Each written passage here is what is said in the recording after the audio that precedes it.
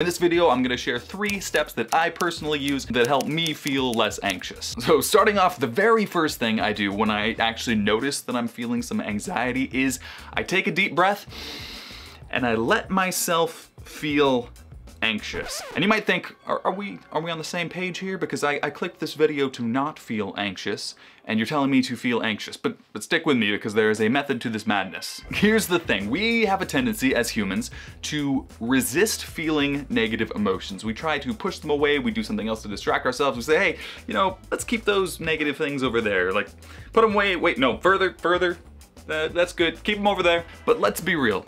In the long run, it doesn't actually help. As Carl Jung said, what we resist persists. When we keep shoving things down that we don't want to feel, we push them away, they don't just disappear. And anxiety is what's called a secondary emotion, which means it is symptomatic of a larger primary emotion that is actually what you're feeling. As humans, we tend to repress or suppress a lot of emotions, particularly the ones we don't like or don't understand. Maybe as a kid, you know, we were raised in an environment where expressing sadness or anger or fear got us in trouble, and we learned, you know, we better not show anybody these things, and we learned to hide our emotions, also trying to hide them from ourselves. But of course, being raised in an environment where it wasn't okay for us to actually just express our emotions in a healthy way doesn't make us immune to the emotions. They don't just go away. We don't just stop feeling them. That would be very convenient. So the very first thing I try to do when I notice myself feeling anxious is I try to open myself up to the anxiety. I take a deep breath, close my eyes for a few seconds, and just notice what I'm actually feeling, like on a physical level, because our feelings are feelings. Notice, do you have maybe some pressure in your chest or some butterflies in your stomach? Or notice your posture too. Sometimes when I feel anxious, I notice I'm all kind of hunched over and scrunched up. When you notice that objectively, you take yourself out of the moment, you're not being controlled by your emotions or your anxiety, you get a broader picture. You're able to kind of look at things more objectively. Take a deep breath and let those feelings begin to make their natural movement through you, as feelings are intended to. Our feelings just kind of naturally bubble up and they just kind of fade away. They're very ethereal, but when we go through that process we so often do of cramming them down further and further and further, that is when they get stuck. Just observe yourself and notice what you're actually feeling on a physical level. And don't judge it as good or bad, it's just there, who cares? Maybe I'm crazy, but I think this is actually kind of fun in a weird way, because you get to observe your own emotions from like this scientific third-party perspective where you just be like, oh, I'm feeling this right now. I'm feeling scared. I'm feeling angry. I'm feeling sad. Personally, my own root emotions for anxiety are often fear-based, like, you know, oh, I'm not gonna be good enough, or oh, what if, you know, this doesn't work out the way you want it to be. It's fear that I have suppressed to a level that I don't feel the fear so much as I feel this kind of vague anxiety that is a symptom of the fear I'm holding back. So this first step allows me to trace that secondary emotion, that anxiety, back to its root cause, whether I'm feeling sad or afraid, and then to slowly begin to release those emotions as well and kind of let out the energy behind that intensity that normally makes anxiety feel so overwhelming. Just to be clear, this process can dredge up some negative emotions, sometimes stuff you've been pushing down for years. But if you don't take that time to close your eyes and kind of breathe through it and physically feel the emotions you're feeling, we know they don't go away. Step 2 is to stop being so self-centered. And at this point, I know you might be like, what the hell, dude? I clicked on this video to, you know, not feel anxious, and you've told me that I need to feel anxious and that I'm being self-centered. What the hell are you talking about? Fair point, but stick with me. See, I've noticed in my own life that my feelings of anxiety tend to be kind of fear-based, and then also revolve around, you know, what if I'm not good enough? What if it doesn't work out the way I want to? What if I can't handle what happens? Fears of that kind of ambiguous, what if this happens to me nature. Basically, hyper-focusing my attention on me. Self-centeredness. I'm thinking about, what if this happens to me? What if this happens to me? What if this happens to me? Me. Your focus is on yourself. And intuitively, you might have noticed this about your own anxiety. The reason we so often try to distract ourselves when we feel anxious, we go, you know, watch a movie or get on our phones or whatever, is because we want to focus on something else. We want something else to take that attention from us because we are sick and tired of having our attention placed on ourselves. And here's the thing about hyper-focusing your attention on yourself. It makes us pretty much terrible at everything. It's like trying to drive a car with a white knuckle grip and thinking, don't crash, don't crash, don't crash, don't crash. Paradoxically, you are significantly more likely to crash. That intense level of hyperfocus on yourself means you have no attention to focus on the bigger picture situation of what you're actually trying to do. And so whenever I notice that I am hyper-focused on myself and thinking, what's gonna happen to me in this situation? How is this gonna affect me? How can I make sure that I look good? How can I make sure that everybody likes me? I try to take a deep breath firstly and then see everything from that bigger picture. Let's say, for an example, you're going on a date. The tendency, if you're super anxious, might be to think, how can I make sure this person likes me? Oh my gosh, are they liking me? Did I do that thing wrong? Am I gonna do this right? That level of intense focus on you and your own micromanaging of yourself makes it really hard or almost impossible to determine whether you actually like the other person in the first place. On the other hand, when you're able to step back and see that bigger picture from a much more objective point of view, two very valuable things are gained. Firstly, you're able to slightly reduce the level of importance you are assigning to a given outcome of the situation. So once you think, maybe I don't have to make sure they absolutely like me, and maybe I can say something that's a tiny bit wrong and it'll be okay, you loosen up that white-knuckled grip on the steering wheel, you relax a little bit, which makes you significantly more likely to perform well in just about every metric conceivable. Secondly, when you relax all that intense focus on self, you're able to direct that same energy towards the situation. And when you engage the situation with all of your energy and attention, you start to see it from a different perspective. You start to see it from a more realistic perspective. And you might notice, this person I've been trying to impress on this date isn't even my type. Or you might notice that they are your type, and by increased focus on them, you're able to be a better listener, you're able to connect, you're able to actually pay attention to what they are saying and doing and whether you match, rather than, am I doing this right? Am I doing this right? Am I doing this right? So whenever I'm feeling anxious, I try as much as possible to reduce the intensity of the focus I have on making sure, oh, what if they don't like me? Or, oh, what if I say something wrong? Or, oh, what if this? Try to drop that and instead focus on the situation at hand. What does this person actually need? What is this job I'm applying for actually about? Engage in reality as it is and be in the moment instead of relying on your preconceived assumptions that you think, oh, I need this, so I have to act this way. No.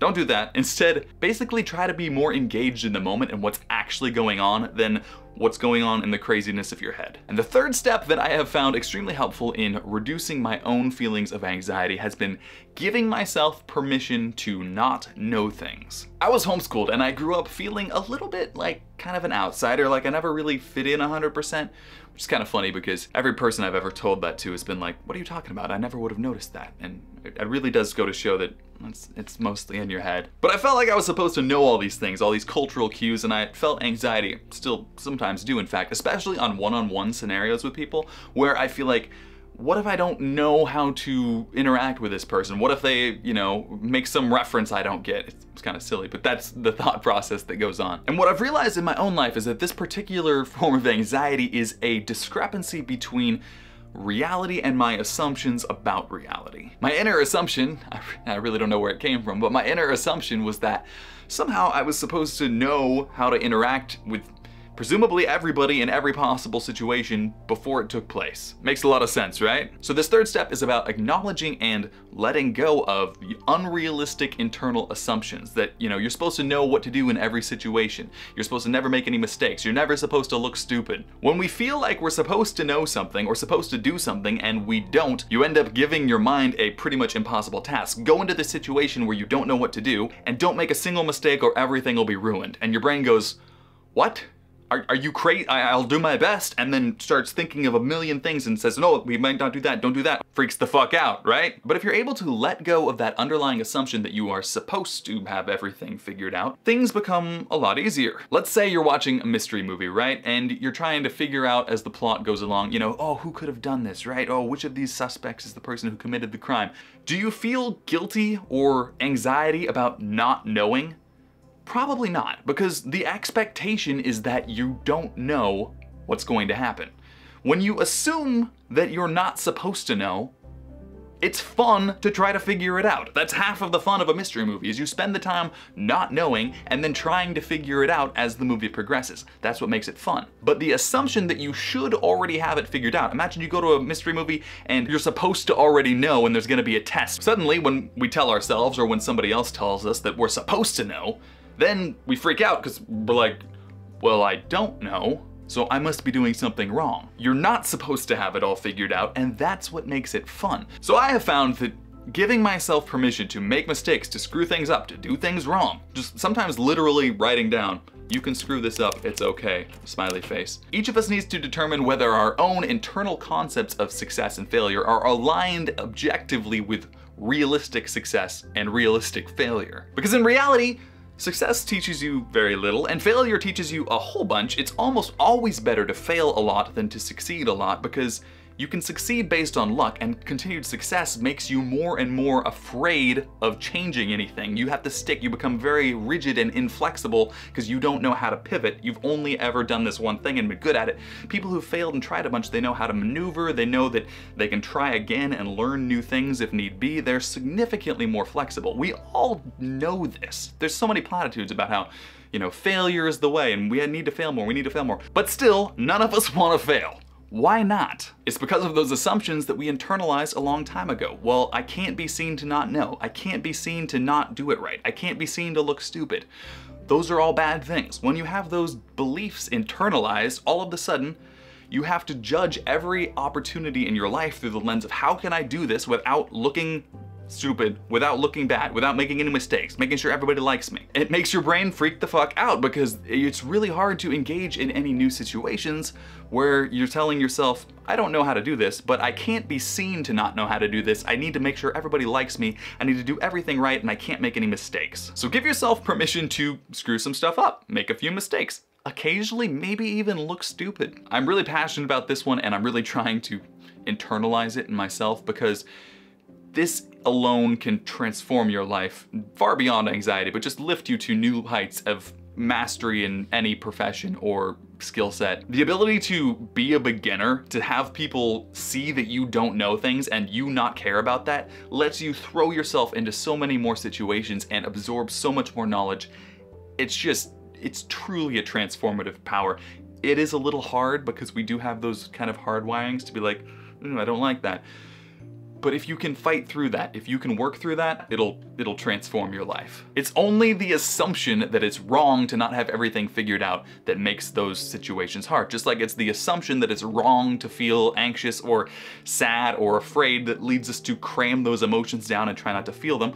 Or it's the assumption that if we make any mistakes, everybody will hate us, which causes us to hyper-focus on micromanaging our own behavior, driving with that white knuckle grip, screwing things up, and not seeing the broader picture. It all has to do with those assumptions we've made about how we are supposed to show up in the world. So above all else, question those assumptions that you have made about what's good and what's bad and what you're supposed to do or know or not do or know. Question those assumptions and make sure that they are in line with reality and beneficial to you. All of these are things that I have found personally helpful in overcoming my own feelings of anxiety. Obviously, everybody's different, but I think they're pretty universal, and I think at the very least you can get a little bit of benefit out of applying one or more of these principles, so I hope you find them useful. If you're looking for other methods to shift your perspective and have a hopefully happier life, then check out this video right here where I talk about how to use gratitude to shift your perspective of the world without really having to do anything. And if you have any methods of your own for dealing with your anxiety in a kind of holistic or mindful way, then please